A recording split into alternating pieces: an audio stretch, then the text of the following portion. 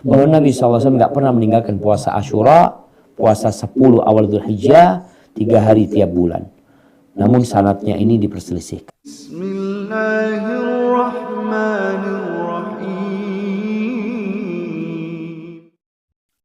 Assalamualaikum warahmatullahi wabarakatuh. Alhamdulillah wassalatu wassalamu ala Rasulillah. Allahumma sholli ala Muhammad wa ala ali Muhammad. Alhamdulillah kita bertemu kembali di channel Cahaya Hidayah.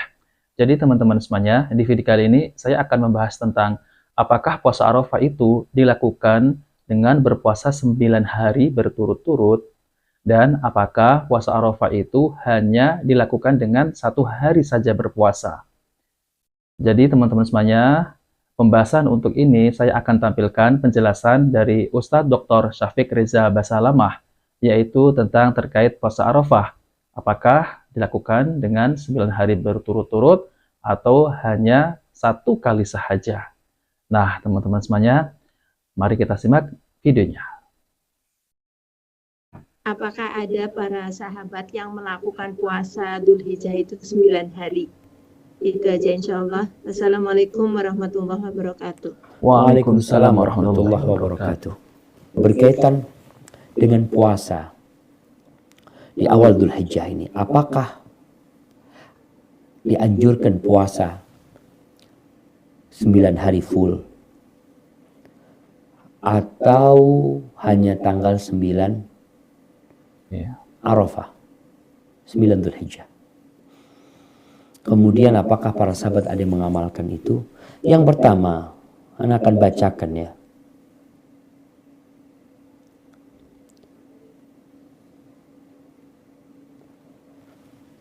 Hadis Hafsah radhiyallahu taala anhu. Hafsah ini istri Nabi.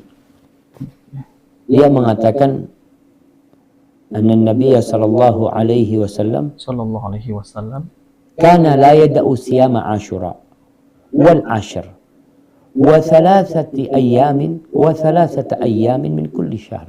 Bahwa Nabi SAW nggak pernah meninggalkan puasa Asyura, puasa 10 awal Dzulhijjah, 3 hari tiap bulan. Namun sanadnya ini diperselisihkan. Kemudian ada riwayat lain yang mengatakan bahwa wa kana la yada'u siyama tis'in Dzulhijjah. Nabi SAW tidak pernah meninggalkan puasa 9 hari di Dzulhijjah. Wa kana yasumul ashr Abdullah bin Umar radhiyallahu anhu. Disebutkan sahabat yang puasa 9 hari ini, yang 10 awal Dzulhijjah ini adalah Abdullah bin Umar. Kemudian ada riwayat bahwa Hasan al-Basri seorang tabi'in, dan Ibnu Sirin dan Qatadah, dan ini adalah pendapat aktsarul ulama, pendapat kebanyakan ulama mengatakan dianjurkannya puasa 9 hari berdasarkan hadis dan perbuatan para sahabat tadi. Memang ada hadis Aisyah yang membuat orang bingung. Aisyah radhiyallahu ta'ala anha mengatakan, ma ra'aitu Rasulullah sallallahu alaihi wasallam shaiman al-ashraqat. Aku nggak pernah melihat Nabi sallallahu alaihi wasallam berpuasa 10 hari ini. Nggak ada puasa. Berarti full Nabi nggak puasa. Gimana dengan Arafah? Nabi nggak puasa juga. Lalu Nabi nganjurkan untuk puasa. Ini Aisyah tidak melihat sama sekali. Di sini para ulama bagaimana menjawab hadis riwayat Aisyah. Aisyah ini menceritakan apa yang dia lihat. Istri Nabi menceritakan yang mereka lihat juga. Maka sebagian mengatakan yang punya ilmu tambahan itu lebih diutamakan daripada yang mengatakan tidak tahu, tidak melihat. Tapi riwayat yang lain mengatakan Nabi melakukan puasa tersebut. Manapun jamaah, jawaban para ulama tentang hadis Aisyah radhiyallahu ta'ala anha, adanya hadis yang mensifati hal itu, bisa jadi Aisyah tidak melihat Nabi SAW puasa full. Maknanya itu. Karena Nabi jelas menganjurkan puasa tanggal 9. Jadi salah satu maknanya Aisyah tidak pernah melihat, artinya tidak melihat full beliau puasa. Sedangkan hadis Hafsah dan istri Nabi yang lainnya mengatakan Nabi puasa di kebanyakan hari-harinya itu. Jadi sebenarnya bisa digabungkan antara riwayat ini, perbuatan Abdullah bin Umar dia puasa, dan para tabi'in berpuasa, dan Nabi SAW beliau itu mengatakan tidak ada amal soleh yang lebih utama diamalkan daripada amal soleh di 10 awal Dzulhijjah. Apa aja amalannya? Nabi mengatakan amal soleh sudah. Amal soleh ya. Apa nanti ada yang bertanya, Nabi silaturahim enggak di 10 awal Dzulhijjah? Nabi berbakti sama orang tua enggak di awal Dzulhijjah? Nabi sedekah enggak di awal Dzulhijjah? Nabi apa sih yang dilakukan Nabi SAW? Nabi itu membuka peluang dengan sabdanya agar semua menjadikan 10 ini sebagai momentum memperbanyak amal soleh. Bentuknya apapun.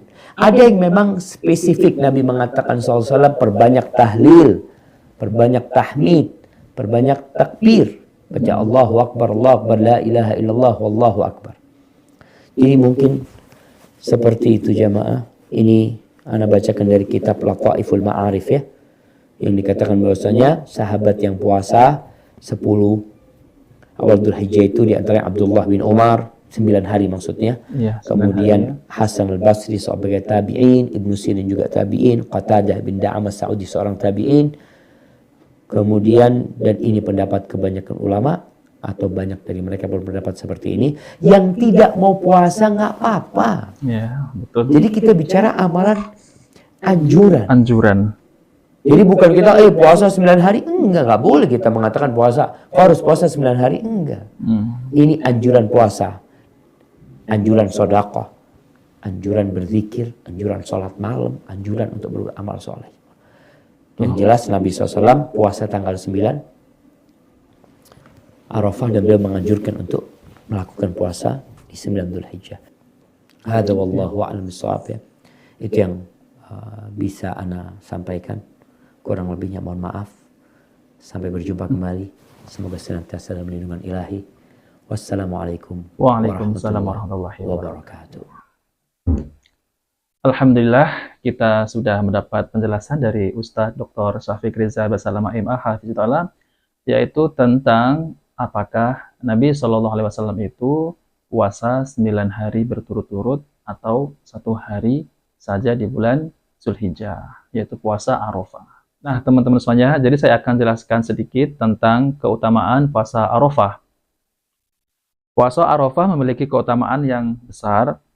Puasa sehari ini menghapuskan dosa 2 tahun sebagaimana dijelaskan dalam hadis Abu Qatadah radhiyallahu anhu bahwa Nabi Shallallahu Alaihi Wasallam bersabda, puasa hari Arafah aku harapkan dari Allah bisa menghapus dosa setahun sebelumnya dan setahun setelahnya.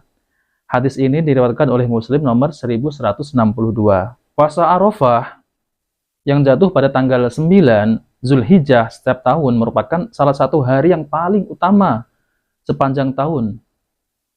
Bahkan dalam mazhab Syafi'i disebutkan bahwa jika ada orang yang mengatakan istri saya jatuh talak pada hari paling utama, maka talak tersebut jatuh pada hari Arafah. Kemudian keistimewaan hari ini berdasarkan pada dalil umum dan khusus. Dalil umum yaitu hadis Ibnu Abbas radhiyallahu anhu bahwa Nabi Shallallahu Alaihi Wasallam bersabda, tidak ada hari-hari di mana amal soleh di dalamnya lebih dicintai Allah Azza wa Jalla daripada hari-hari yang 10 ini. Para sahabat bertanya, tidak juga jihad di jalan Allah, ya? Kemudian Nabi Shallallahu Alaihi Wasallam menjawab, tidak juga jihad di jalan Allah kecuali orang yang keluar mempertaruhkan jiwa dan hartanya, lalu tidak kembali dengan sesuatu pun. Hadis ini diriwayatkan oleh Al-Bukhari nomor 969 dan At-Tirmizi nomor 757, dan lafaz ini adalah lafaz riwayat At-Tirmizi. Kemudian maksudnya adalah 10 hari pertama bulan Dzulhijjah yang merupakan rangkaian hari paling utama sepanjang tahun. Syekhul Islam Ibnu Taimiyah mengatakan siang hari 10 hari pertama bulan Dzulhijjah lebih utama daripada malam 10 terakhir bulan Ramadan, dan malam 10 hari terakhir Ramadan lebih utama daripada malam 10 hari pertama Dzulhijjah. Hadis ini menunjukkan disyariatkannya memperbanyak amal soleh di 10 hari pertama bulan Dzulhijjah, dan hari Arafah termasuk di dalamnya. Adapun dalil khusus yang menunjukkan keistimewaan hari Arafah diantaranya adalah sebagai berikut. Di hari Arafah, Allah Azza wa Jalla paling banyak membebaskan manusia dari neraka. Ibunda kaum mukminin Aisyah radhiyallahu anhuma meriwayatkan bahwa Nabi Shallallahu alaihi wasallam bersabda, "Tidak ada hari di mana Allah Azza wa Jalla membebaskan hamba dari neraka lebih banyak daripada hari Arafah. Dan sungguh dia mendekat lalu membanggakan mereka di depan para malaikat dan berkata, apa yang mereka inginkan?" Hadis ini riwayat Muslim nomor 1348. Maksudnya tidak ada yang mendorong mereka untuk meninggalkan negeri, keluarga, dan kenikmatan mereka untuk menunaikan ibadah haji, kecuali ketaatan kepada Allah Azza wa Jalla dan pencariannya ridhonya. Nah, teman-teman semuanya, itulah dalil-dalil yang sahih dari Nabi Shallallahu Alaihi Wasallam tentang puasa Arafah dan keutamaannya. Nah, teman-teman semuanya, jika video ini bermanfaat, jangan lupa like dan subscribe di channel Cahaya Hidayah. Wabillahi taufiq wal hidayah. Wassalamualaikum warahmatullahi wabarakatuh.